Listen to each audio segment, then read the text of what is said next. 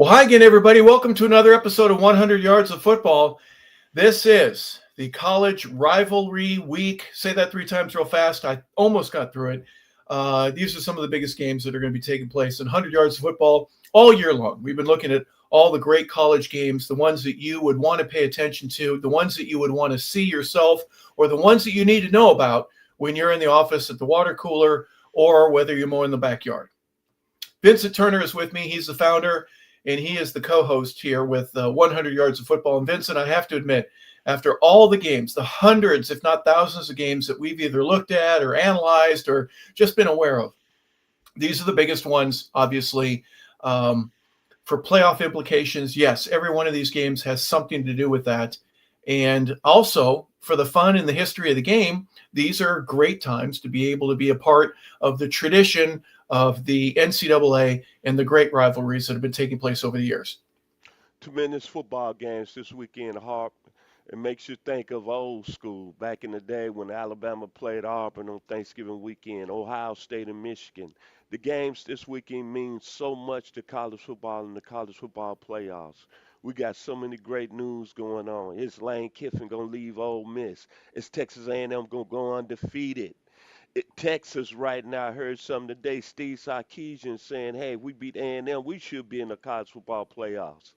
It's a great time. So when you get through drinking that brown liquor tomorrow, eating that good turkey, eating that good coconut cake and apple pie, you got a lot of good college football waiting for you this weekend. We Back to you, certainly Hart. do. And other news, it's been reported that Jim Mora will be the new head coach at Colorado State University. So go Rams, get a little Ram action in there. All kinds of wonderful things going on. But let's talk about the first game that obviously has playoff implications. That's for the University of Georgia at Georgia Tech. Even though this game is at Mercedes-Benz, which is a quote-unquote neutral site, Vincent, this is going to be almost a home game. The Bulldogs have played so many important games here. Is that an advantage to you? No. I think it's going to be more or less, again, it's going to be straight up. Trust me, it's going to be at least 40 to 50% Georgia fans in the house. And if you know, Georgia's had a lot of success in that building. I like the game being played in Mercedes-Benz. On a Friday night, are you kidding me? Back to you, Hart.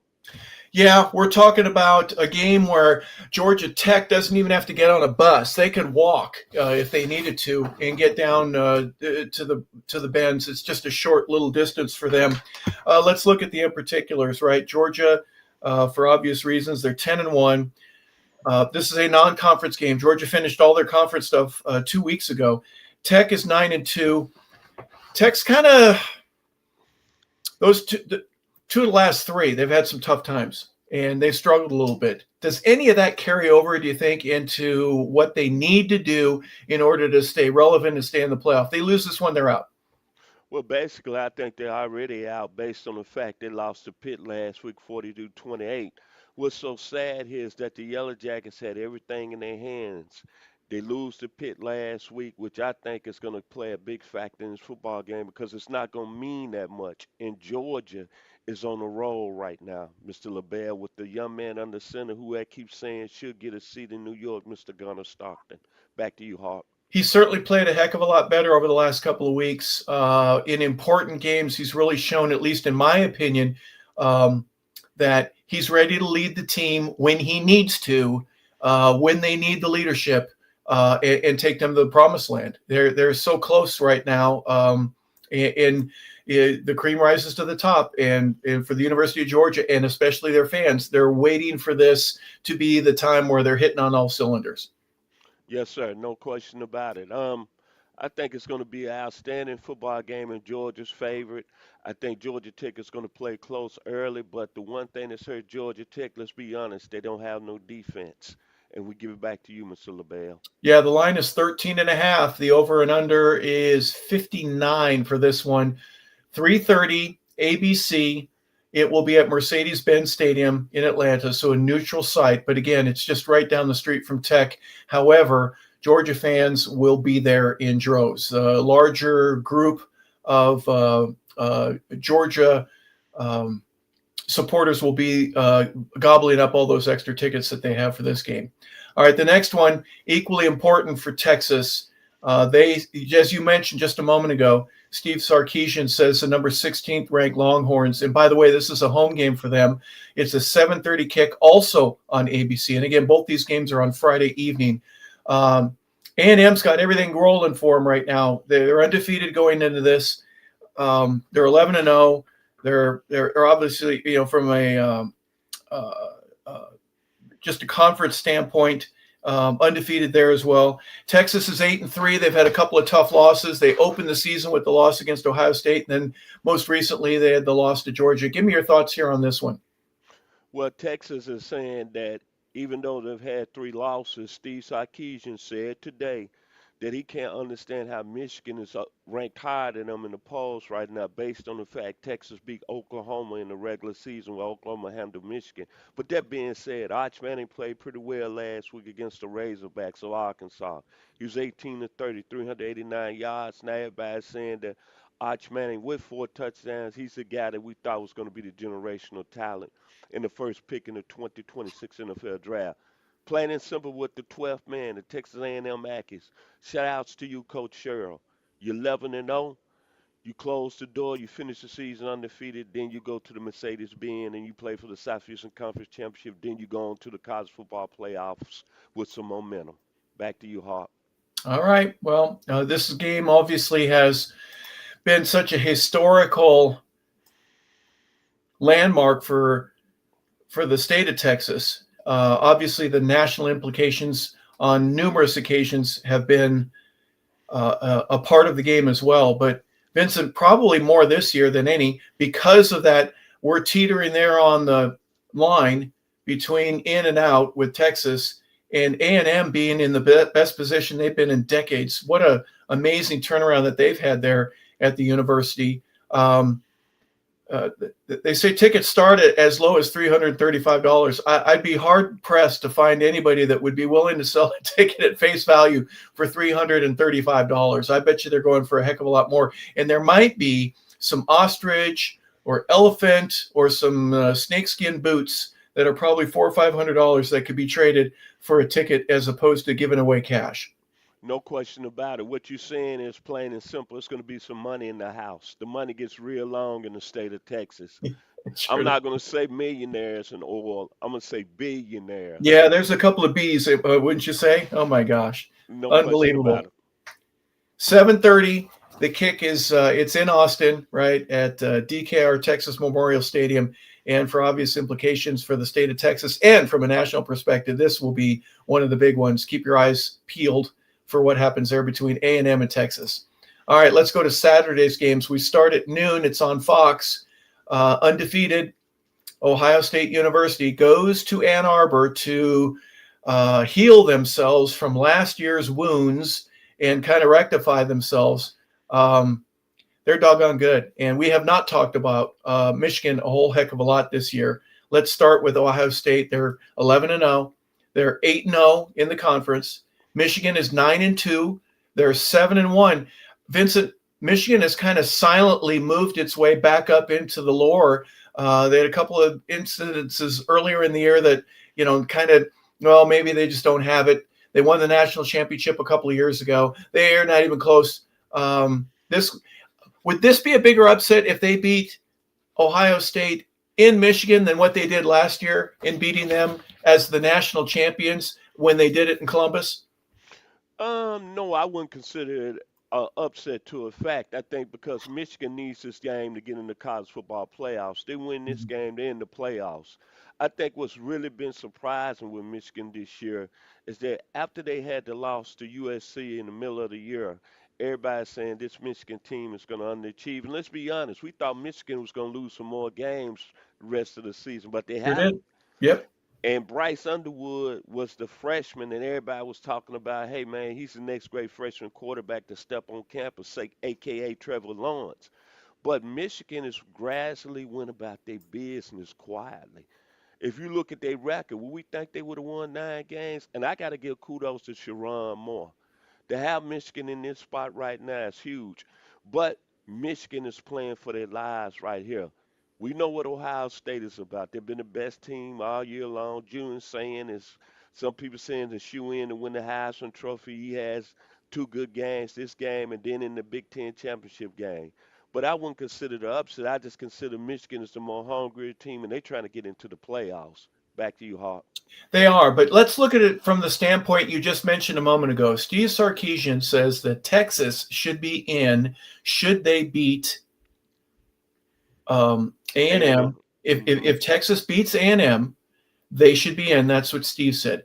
Well, Michigan, instead of Michigan, and well, how could we be ranked lower than Michigan? If Michigan wins and Texas win, do both of them have the same argument? And if they do, will the committee say, you know what, beating the number one team in the country puts you in, and Michigan, welcome? Is that what you anticipate? Yes, I wouldn't consider Texas getting in if both teams win simply because Mr. Steve Sarkisian has looking to the screen. You lost to the Gators, and it wasn't even close. Back to you, Hart. All right. Well, be interesting how this turns out. If both lose, meaning Texas and Michigan, it's all for naught. And if Ohio State goes on wins and Texas A&M goes on to win, they're both in automatically. They're the top teams in the country. They're both undefeated. And congratulations is what anybody should say. Even if you don't like it, doesn't matter. They've earned it, and quite respectfully so. All right, next game that we're going to look at, Vanderbilt in Tennessee. This has some implications for a guy that's from Tennessee, even though he's from Memphis. Vincent, this is a big game, more so than probably any year in maybe the past 20, 25, maybe even further back than that. Vanderbilt is number 14 in the country. Tennessee is number 19 in the country. First, that role reversal is very unusual.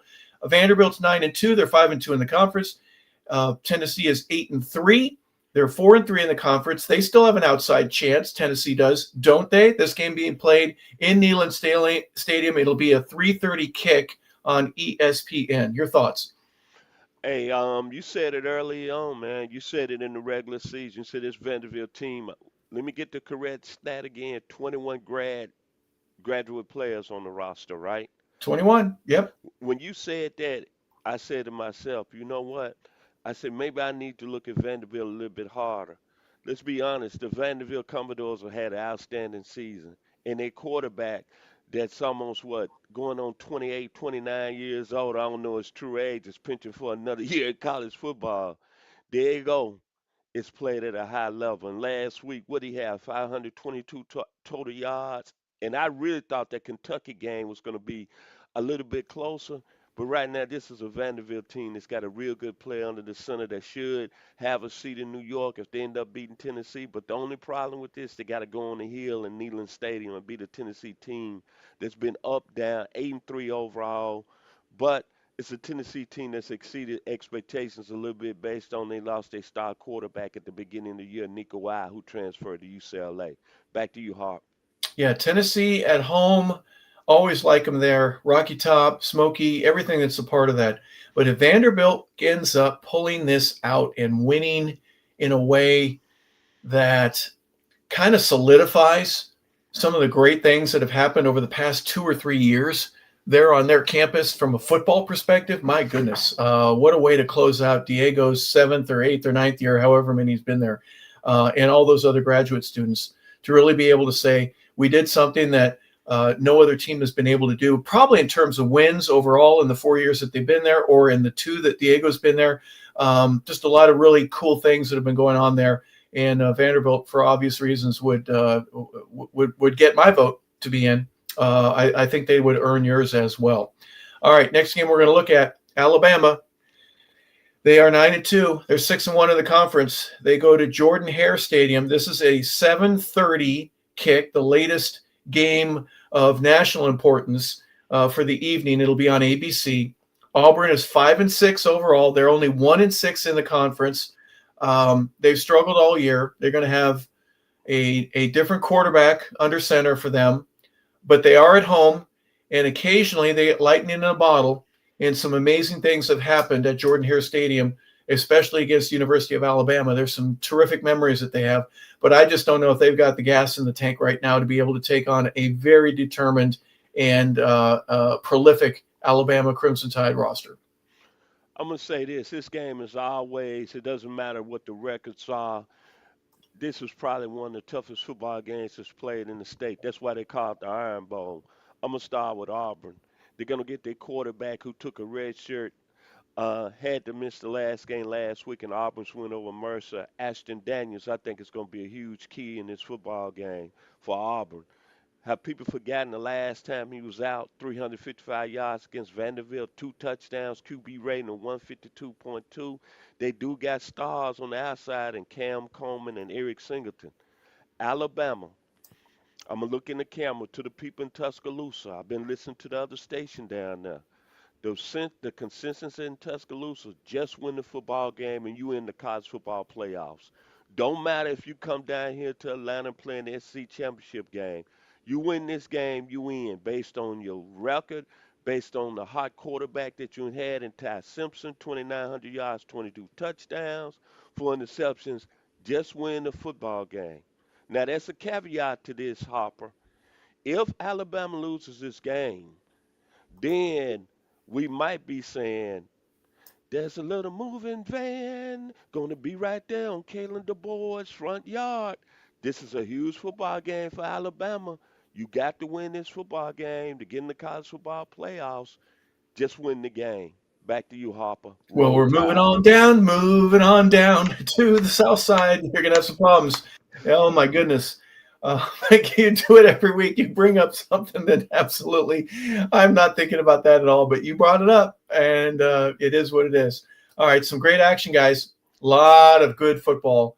And if you can't find a game to watch, I don't know what to tell you, because there's going to be some great things that are taking place this weekend. Rivalry week. You may have your favorite team playing against your arch rival. We know it's not the same without Oklahoma and Nebraska. Vincent, it is not the same. You got to have that cloud cover, cold. You can feel the wind through your television. There's some other big games that we miss desperately, but there are some really good ones that are going to be taking place. And we mentioned the five. And very quickly, just remind you, Alabama and Auburn, that is a 7:30 kick on Saturday evening. At 3:30 on ESPN, you got Vanderbilt and Tennessee. At noon on Saturday, Michigan Stadium will be hosting Ohio State against the Wolverines. And then on Friday night, 7:30, Texas A&M at Texas. And at 3:30 on ABC from Mercedes-Benz, University of Georgia will be going to play Georgia Tech. Amazing action. And final words, Vincent, just keep batteries near your remote control. Make sure that your cable is working correctly, because you won't want to miss any of this. Outstanding football weekend for the fans out there throughout the country. I think this weekend might be one of the greatest college football weekends of all time. Every game has national championship implications. Every game has position in the college football playoffs. These are going to be some real good football games with a lot to be said when it's all said and done. Have a good night Friday night to the college football fan. Well, actually Saturday night, because when it ends, we're going to have a clear picture of what's going to happen moving forward when we start determining our national champion in the end of January in 2026. Back Well, to you, week Big 14 Sam. began with a couple of games on Tuesday. There will be one college game on Thursday. That is a 7:30 game between Navy and your Memphis Tigers. Friday is just jam-packed with a bunch of games starting at noon. It'll end at 9 o'clock with Arizona and Arizona State. And then on Saturday, smoke them if you got them. There's going to be a game for everybody. And for obvious reasons, there'll be so many rivalry games that if you can't find an important game to watch, then give us a call. We'll help you.